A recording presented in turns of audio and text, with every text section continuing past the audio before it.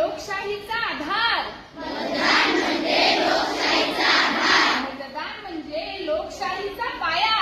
मतदान म्हणजे लोकशाहीचा पाया. चला तर मग लोकशाहीचा पाया भक्ती